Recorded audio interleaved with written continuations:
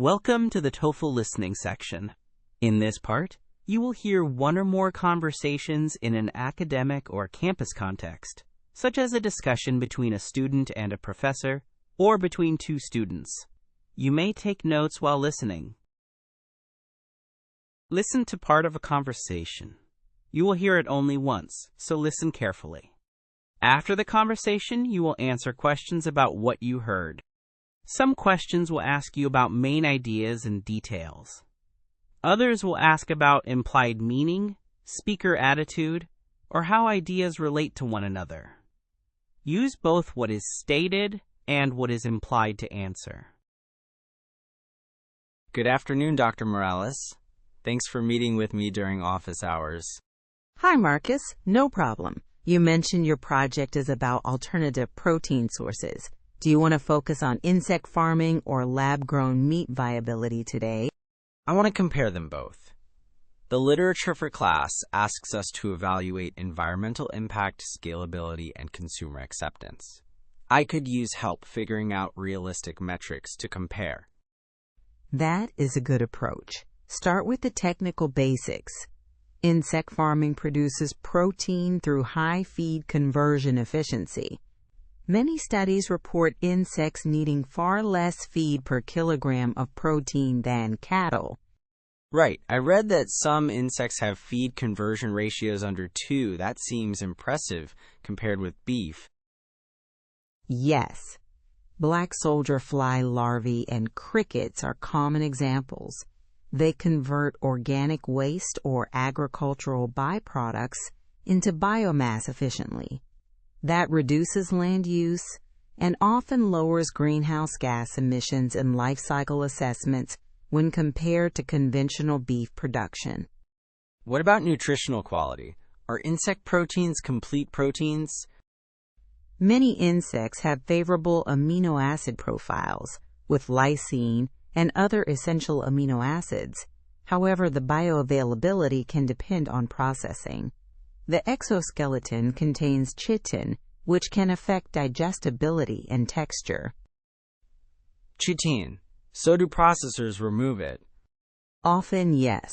Processing steps include grinding, blanching, thermal processing, and enzymatic treatments to reduce chitin.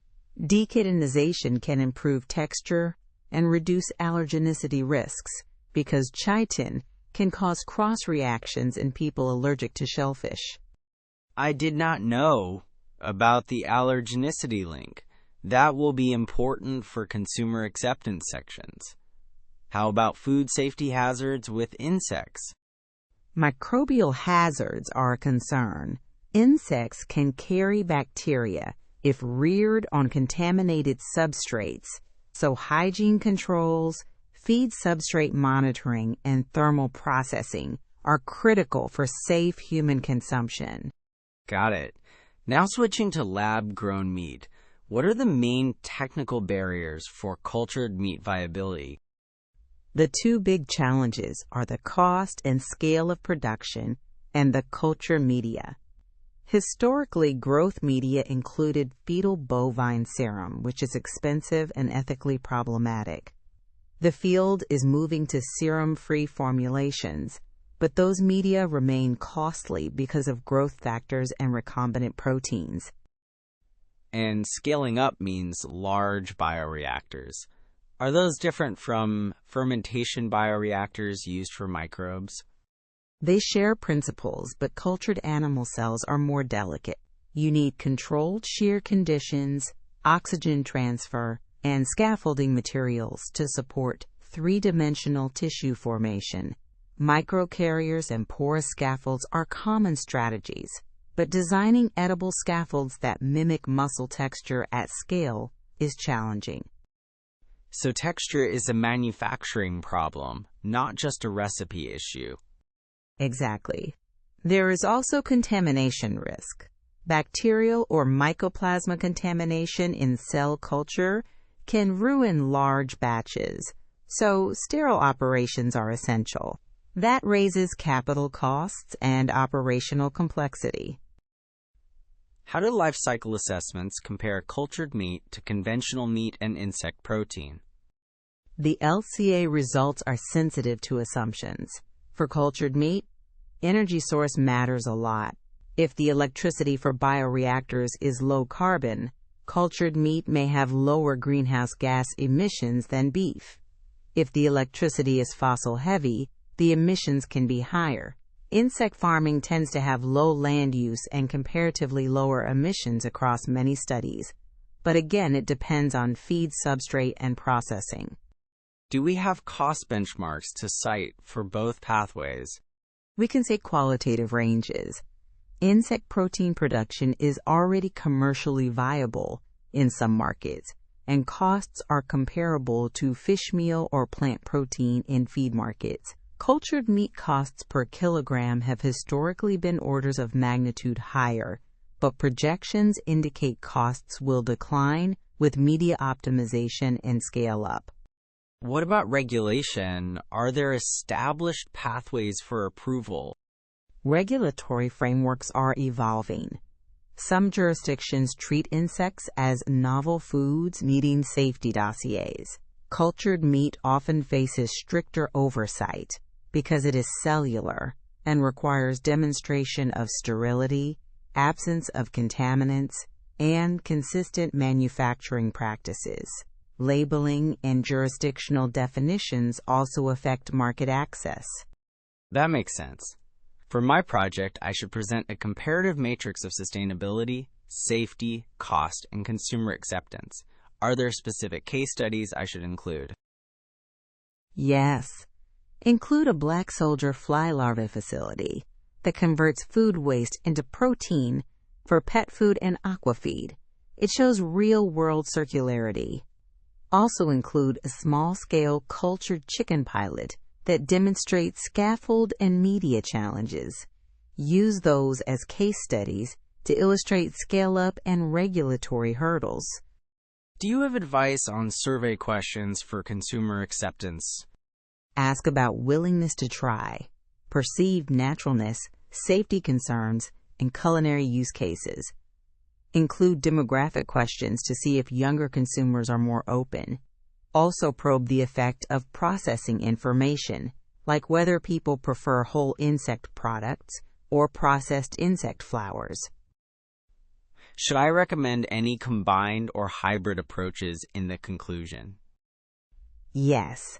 Hybrid products that blend plant proteins with insect flowers can improve texture and acceptance. Similarly, combining cultured cells with plant-based scaffolds may reduce cost and improve structure.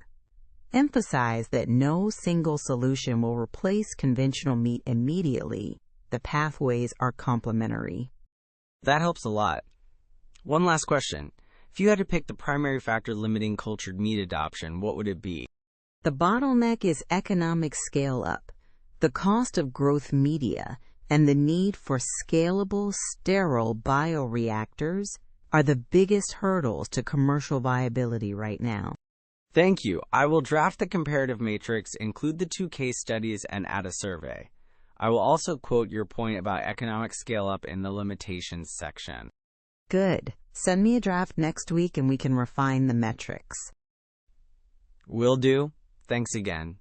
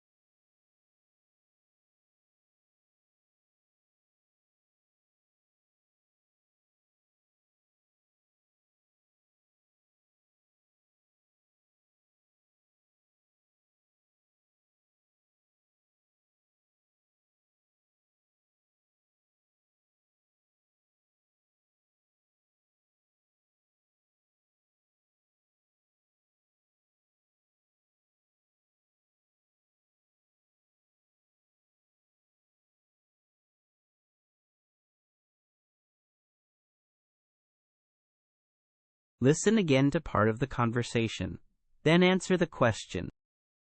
The bottleneck is economic scale-up. The cost of growth media and the need for scalable, sterile bioreactors are the biggest hurdles to commercial viability right now.